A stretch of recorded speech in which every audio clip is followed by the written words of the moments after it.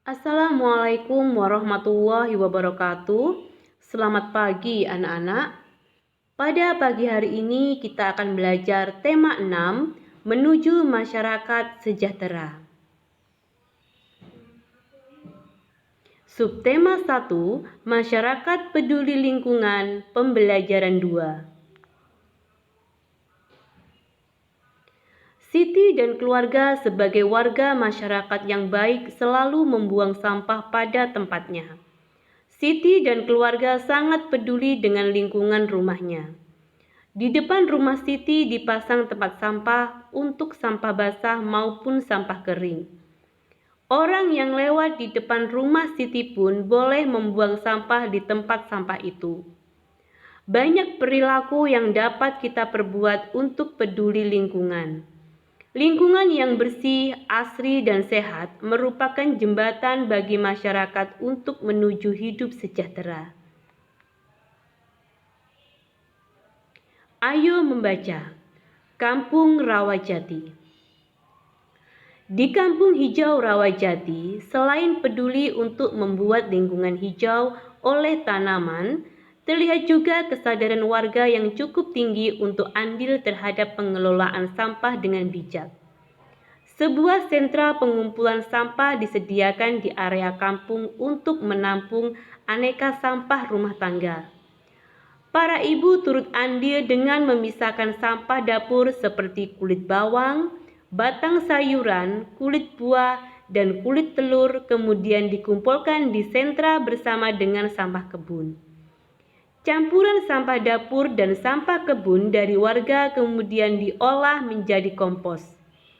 Setiap warga diperbolehkan mengambil kompos untuk penyubur tanaman. Apa yang dilakukan warga Kampung Rawajati terhadap sampah konsumsi? Sampah konsumsi ada yang berupa sampah organik. Sampah organik adalah sampah yang berasal dari sisa makhluk hidup yang terdapat di alam seperti tumbuhan dan hewan serta berbagai hasil olahannya sehingga dapat terurai secara alami. Sampah organik termasuk sampah yang ramah lingkungan. Di Kampung Rawajati tidak akan ditemukan gunungan sampah sisa makanan yang menimbulkan aroma tidak sedap. Mengapa demikian? Beberapa warga memiliki lubang biopori atau lubang resapan di halaman rumah. Sampah sisa makanan tiap hari dituang ke dalam lubang biopori dan dibiarkan membusuk di sana. Ketika kelak membusuk, sampah-sampah tersebut akan menjadi penyubur tanah di sekitarnya. Ada juga sampah konsumsi berupa sampah anorganik, yaitu sampah yang tidak akan dapat terurai oleh bakteri secara alami. Beberapa contoh sampah anorganik adalah sampah-sampah plastik yang kita gunakan dalam kehidupan sehari-hari seperti botol kemasan plastik, botol kaca, besi, serta barang tak terpakai lainnya. Warga Rawajati memiliki bank sampah sebagai tempat menyetorkan sampah-sampah jenis ini. Setiap minggu, sampah yang terkumpul di sentra diambil oleh beberapa pengepul untuk dibawa ke tempat pengolahan akhir. Pengelola bank sampah mengeluarkan daftar harga beli untuk tiap kilogram sampah yang disetorkan warga. Semakin banyak warga menyetorkan sampah, tentu semakin bertambah pula saldo tabungan sampahnya. Selain mengurangi tumpukan sampah, warga pun senang karena memperoleh manfaat dan keuntungan berupa uang dari sampah yang dihasilkannya. Bahkan beberapa anak memiliki tabungan sampahnya sendiri. Mereka berlomba mengumpulkan botol dan kemasan plastik untuk menambah saldo tabungan.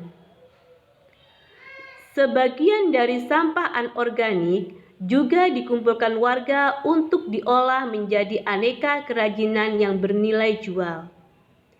Vas bunga, alas gelas, dompet, serta tas dirangkai cantik dari aneka botol plastik dan kemasan bekas.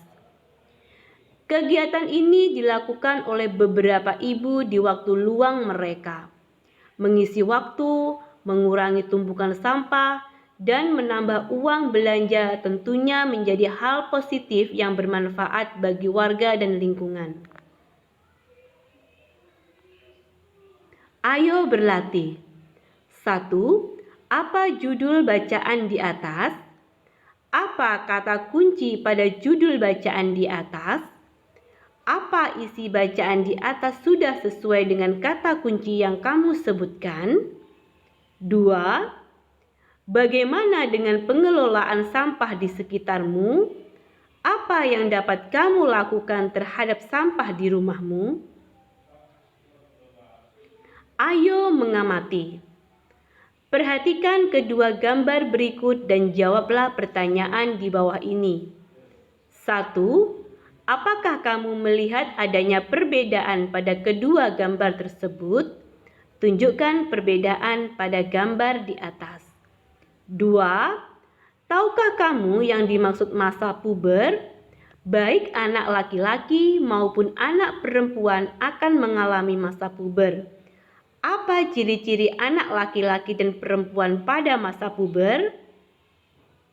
Demikianlah materi dan tugas tema 6 subtema 1 pembelajaran 2. Silahkan kalian kerjakan tugas kalian di buku tugas. Selamat belajar, tetap semangat. Wassalamualaikum warahmatullahi wabarakatuh.